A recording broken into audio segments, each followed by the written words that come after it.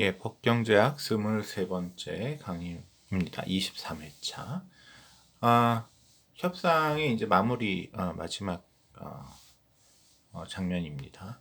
그 협상에서는 여태까지 이제 협상을 분석을 하고, 그래서 정보가 많이 공개될수록 협상이 빨리 끝난다. 그래서 뭐 당사자들과는 달리 사회 전체적으로는 협상이라는 과정 자체가 비용이 들고 피자가 줄어들기 때문에, 쉽기 때문에 협상이 빨리 저비용으로 끝나는 것이 좋고, 그러기 위해서는 정보의 공개가 필수적이다라는 내용을 지난 시간에 말씀드렸습니다. 이번 시간에는 우리가 항상 얘기하던 사회 전체적인 효율성을 잠깐 떠나서 개인적으로 협상을 어떻게 해야 되냐를 잠깐 얘기하겠습니다. 사실 이 이유 때문에 협상이 길어지는 겁니다. 협상이 사회적으로는 빨리 끝나는 게 좋은데 개인들은 협상이 길어질 때 자기 이익을 증대시킬 이유가 있기 때문인데요. 이미 앞에서 봤듯이 철수가 자기가 수업이 있는데도 없다라는 것은 한마디로 협상의 데드라인이 1시인데 1시에 난 수업이 없어 협상을 더 할 수 있어요 라는 것과 마찬가지입니다. 그래서 협상은 데드라인이 가깝게 있는 사람이 불리하고 데드라인이 없거나 멀리 있는 사람이 유리합니다. 예를 들어서 남자친구 여자친구가 뭐 이렇게 뭘 논의하는데 그 남자친구는 내일이 시험이고 여자친구는 시험이 다 끝났다. 그러면 빨리 집에 가서 공부를 해야 되는 남자친구가 조급하게 여자친구 맘대로 해라, 나 지금 시험 공부해야 되는데, 이렇게 합의를 해주겠죠. 그래서 시간이 더 넉넉한 사람은 좀 더 논의하자, 시간이 없는 사람은 난 시간 없는데 빨리 이거 합의를 해야 되기 때문에 그럼 내가 양보할게 라고 이제 얘기가 됩니다. 근데 문제는 이렇게 시간이 남아돌지 않으면 항상 불리하냐? 앞에 철수처럼 시간이 데드라인이 분명히 있는데 없는 것처럼 행동을 해서 혹시 그것이 상대방을 속일 수 있다면 이게 정말 그 사실상 데드라인이 있는데도 없는 것처럼 좋은 결과를 얻을 수가 있겠죠. 말하자면 지금 내가 어떤 땅을 빨리 팔지 않으면 일주일 내에 지금 내가 하는 사업이 파산을 한다든지 이래서 이 땅을 팔아야 되는데, 만약에 그걸 상대방이 알면 이게 10억짜리 땅이라도 지금 뭐 돈이 너무 급하구나, 지금 돈이 5억이 필요하구나, 그러면 10억을 5억으로 깎아서 하라고 그러면 나는 지금 회사가 도산하는 걸 막기 위해서 10억짜리 땅인데도 5억에 팔 수 있겠죠. 그렇지만 그런 경우에 나는 뭐 돈이 많아서 땅을 팔 필요가 없어요 라고 데드라인이 없는 것처럼, 일주일 후에 빚을 갚을 데드라인이 없는 것처럼 얘기하면 오히려 10억보다 더 받을 수도 있다, 그런 얘기고요.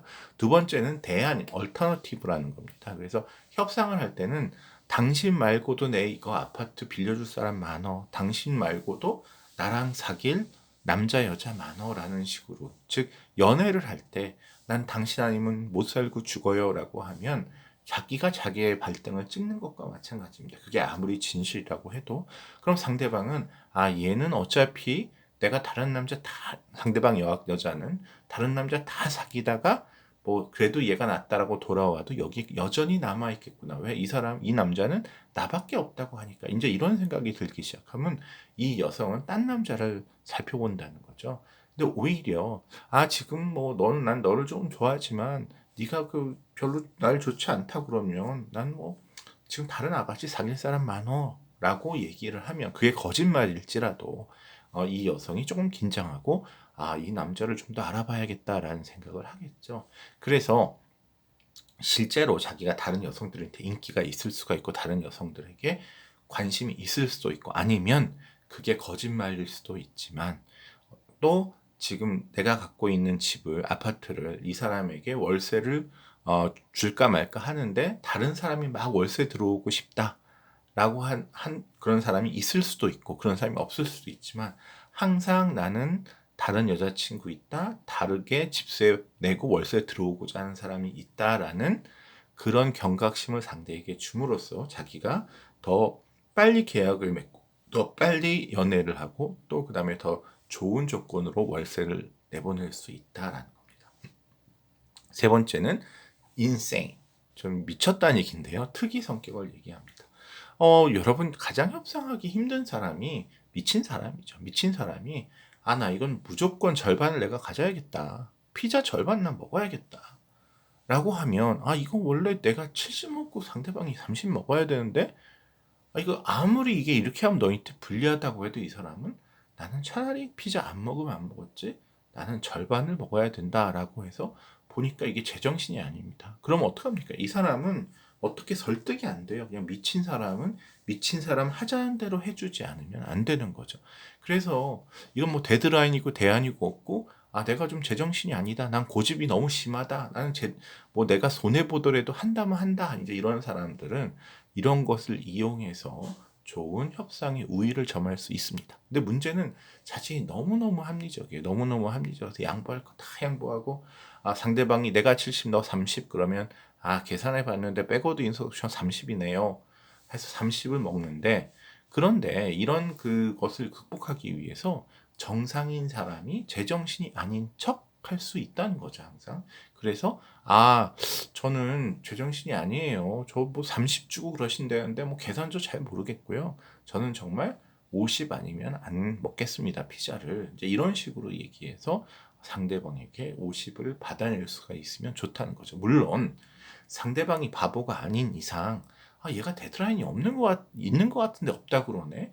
얘가 다른 사귀는 여자가 없는 것 같은 나이트 자꾸만 있다 그러네. 다르게 이 집을 지금 받을 사람이 없는 것 같은데 자꾸만 다른 사람한테 세줄 수 있다고 협박을 하네. 그리고 제정신 같은데 미쳤다고 자꾸만 그렇게 얘기하네 하고 해서 이게 반드시 속지는 않지만 또 속을 수 있는 확률도 있기 때문에 협상을 잘하는 사람은 감쪽같이 데드라인이 있는데도 없는 척 다른 이 집을 세줄 사람이 없는데도 있는 척 그 다음에 제정신인데도 미친 척 거짓말을 해서 이 협상의 비법, 협상의 비결은 거짓말을 그럴듯하게 잘하는 즉 포커페이스라고도 우리가 하죠. 이 카드 칠 때 자기 감정을 드러내지 않습니다. 더 나아가면 이게 그 패가 안 좋은데 좋은 척, 좋은데 안 좋은 척 이렇게 하는 사람들이 항상 협상에서 그 기법으로 자기가 얻을 수 있는 것 이상을 얻을 수 있기 때문에 개인적으로는 이렇게 글쎄요 뭐 교수가 학생한테 거짓말을 하라고 하는 건 이상하지만 이렇게 약간 과장, 허풍, 거짓말을 함으로써 협상에서 우리가 항상 우위를 차지할 수 있는 방법이 있기 때문에 이런 거를 연구하라. 하지만 이런 거를 누구나 연구하고 있기 때문에 사회적으로는 이런 사람들 때문에 협상이 빨리 안 끝나고 시간이 질질 끌고 합의가 이루어져야 하는데 결렬되고 이러기 때문에 사회적으로는 좋은 건 아니기 때문에 판사는 이런 걸 말려야 된다라는 걸로 끝내도록 하겠습니다. 여기까지 재산권이었습니다. 이제 두 번째 주제 이제서야 지금 8주차죠. 8주차에서야 두 번째. 근데 우리가 앞에서 재산권만 한 건 아니고 경제학의 기본 개념, 뭐 그 협상의 기술, 뭐 등등 많이 했기 때문에 이제 남은 절반의 기간 동안 계약법과 그 토트로라고 사고 관련한 법률을 보도록 하겠습니다. 이게 처음에 계약법 교과서를 보면 여러 가지 그 사례가 나오는데요. 이걸 좀 같이 생각해 보는 게 좋을 것 같아서 제가 번역을 해봤습니다. 돈이 많은 참고로 책에는 토트로가 먼저 나오고 계약법이 나중인데 우리는 그 순서를 바꿔서 하고 있습니다. 돈이 많은 삼촌이 평소 이제 시원찮게 생각했던 조카가 있어요. 근데 이 조카가 졸업식을 한다고 해서 가봤더니 대학을 우등으로 최우등으로 졸업한다고 해서 야 내가 조카 잘못 봤네. 이 조카 정말 생각보다 똑똑한 놈이구나 라고 생각해서 아주 흥분했습니다. 기분이 좋고 술 한잔 마시고 그래서 감정에 휩쓸려서 졸업식 끝나고 하는 식사 자리에서 조카에게 야 너 저기 내가 석 달 동안 세계 여행 시켜줄게. 내가 경비 다 제공한다. 비행기표 숙박비 다 제공할 테니까 너 세계 여행 한번 해라. 집안의 자랑이다. 최우등 졸업이면 이라고 약속을 했어요. 조카는 이 말을 믿고 너무너무 좋아했죠. 그래서 조카가 이제 졸업식 끝나고 며칠 후에 삼촌한테 가서 저 세계 여행 이렇게 하려고 하는데 경비가 이만큼이니까 돈 주세요라고 했는데 삼촌은 그 일주일 동안 자기가 한 말 막 후회한 거예요. 내가 너무 기분에 휩쓸렸고 또 술에 취해서 괜한 말을 했네. 저 조카 저놈이 뭐 우등 졸업했다고 해도 나랑 상관도 없는 놈인데 쟤한테 내가 몇 천만 원의 돈을 뭐 거의 막 몇 천만 원 들겠죠. 세계 일주하면 그 돈을 내가 왜 줘야 돼? 라고 해서 조카가 오니까 내가 그런 적 있어? 이러면서 아, 그 농담이었는데 그걸 믿었냐? 아, 나는 너를 세계여행 보내줄 돈 없다 라고 하고 있습니다.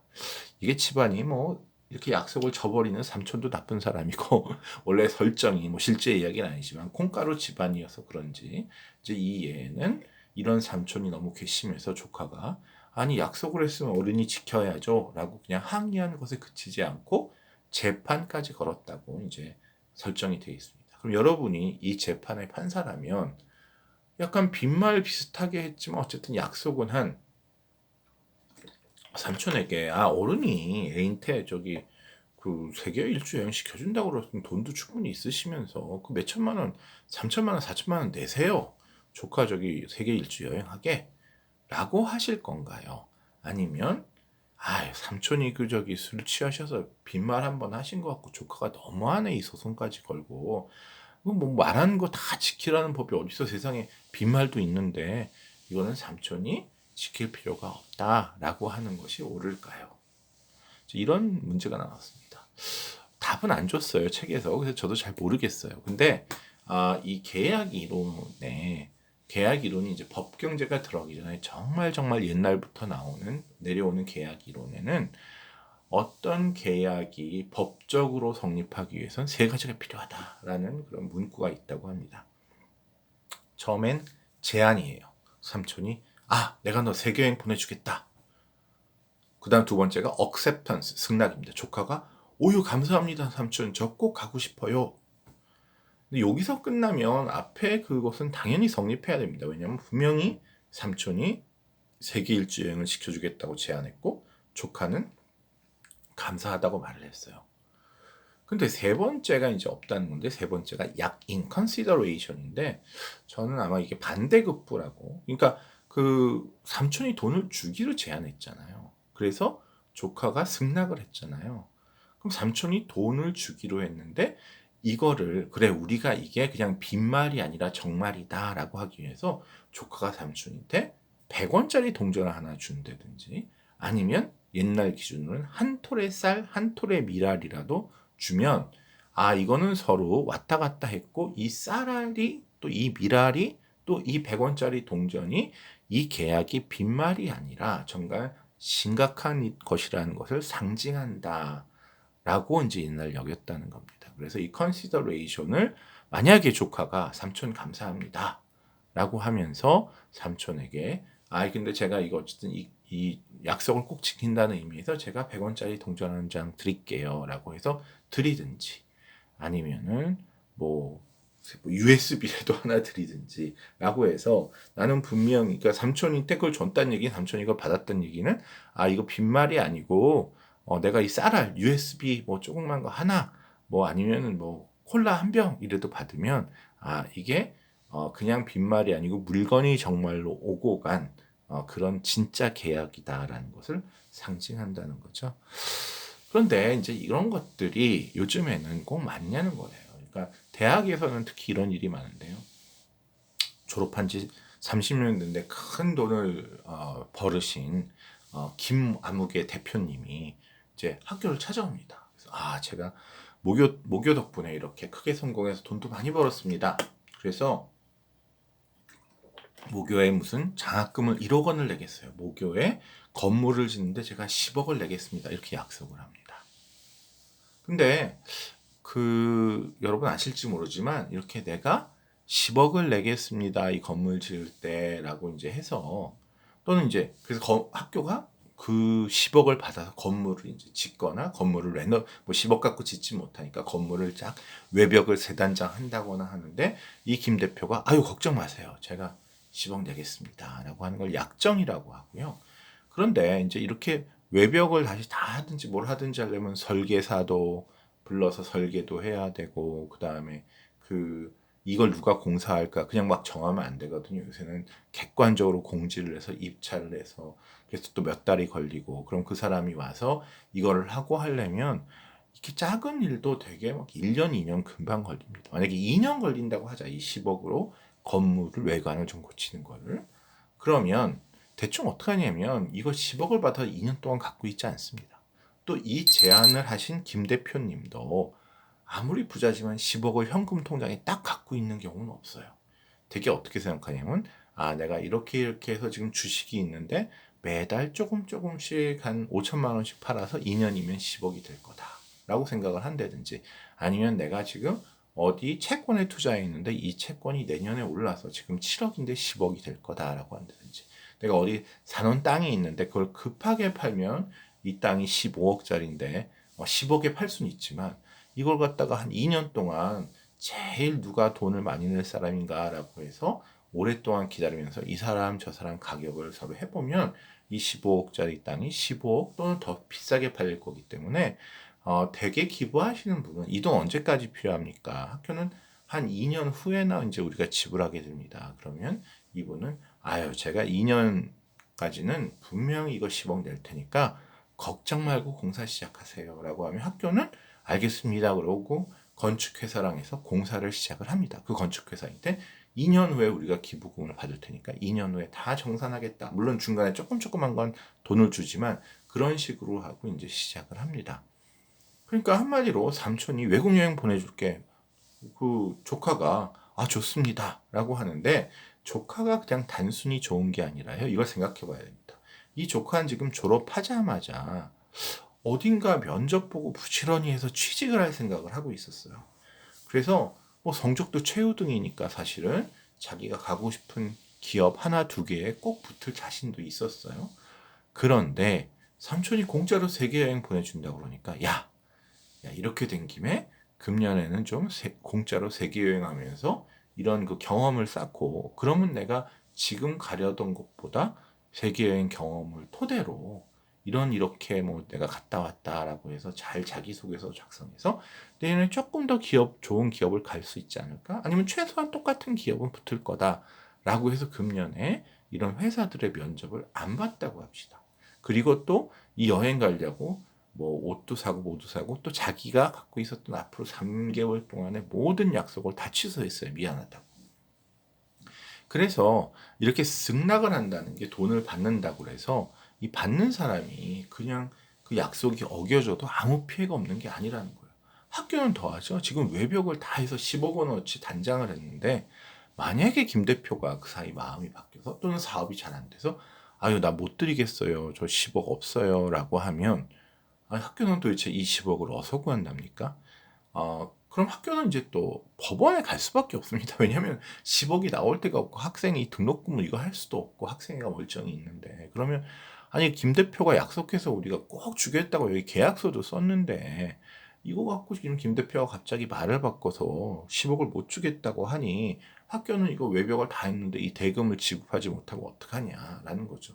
이 조카도 사실 어떻게 보면 전 삼촌 때문에 금년에 취직해서 돈 벌려고 하다가 지금 이거 취직을 1년 미뤘단 말이죠. 그럼 그 1년 동안 거기 취직해서 한 3천만 원 벌 텐데 사실은 이 3천만 원을 희생하고도 나는 삼촌 돈으로 여행을 하려고 했는데, 그럼 이 3천만 원도 이게 삼촌이 빈말로 해서 내가 회사 취직을 안 했기 때문에 이것도 배상받아야 된다라고 할 수 있어요.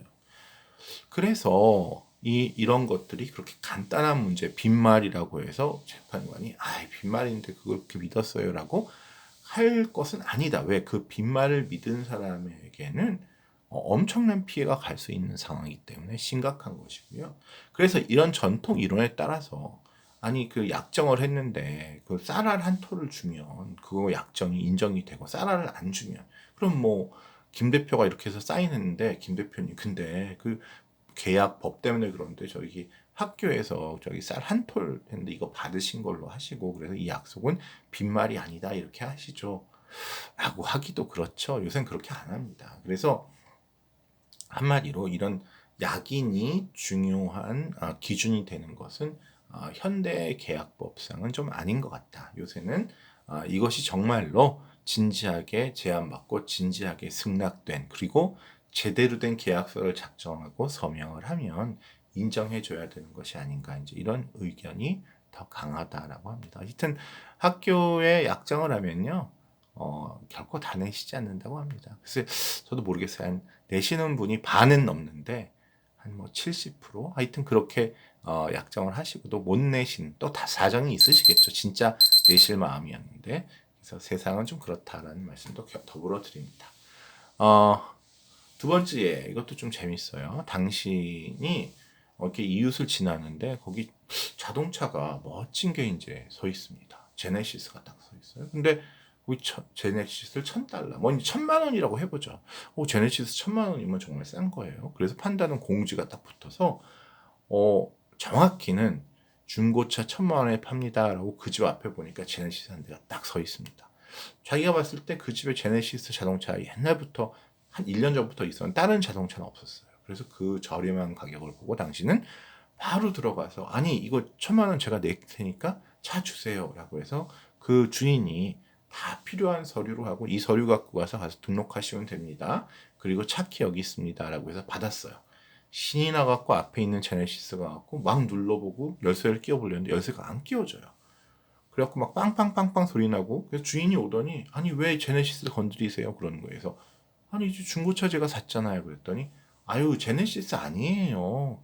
여기 제네시스가 아니라 제가 차가 또 한 대 있는데 그거를 1,000만 원에 드린다고요. 그래서 뒤편으로 가봤더니 정말 오래된 20년도 넘은 소나타가 그냥 뭐 다 녹이 슬어서 있고요. 이런 거는 사실은 아이고 이 정도면 뭐 100만 원 정도밖에 가치가 안 되는 건데 이걸 1,000만 원에 샀다는 거예요. 당연히 황당하죠. 지금 뽑은 지 1년밖에 안 된 제네시스를 1,000만 원에 사는 줄 알고 돈을 지불했는데 이거는 뭐 시가로 100만 원밖에 안 되는 20년 된 소나타를 자기가 판 거라고 하니 근데 다시 읽어보면 거기에 제네시스 소나타 이런 얘기 없고요. 우리 집 중고차 팝니다라고만 돼 있는 거예요. 그래서 그 주인은 아니 난 제네시스가 아니라 소나타였다. 이 사람은 아니 이걸 보고 내가 제네시스라고 생각하지 언제 소나타냐라고 해서 이제 둘이 싸움이 붙었고 그래서 저는 이제 꼭 제네시스를 1,000만 원에 난 받아야겠다. 주인은 무슨 말이냐? 내가 제정신이 어떻게 제네시스 1,000만 원에 팔겠냐? 이건 뒤에 있는 소나타 얘기였다.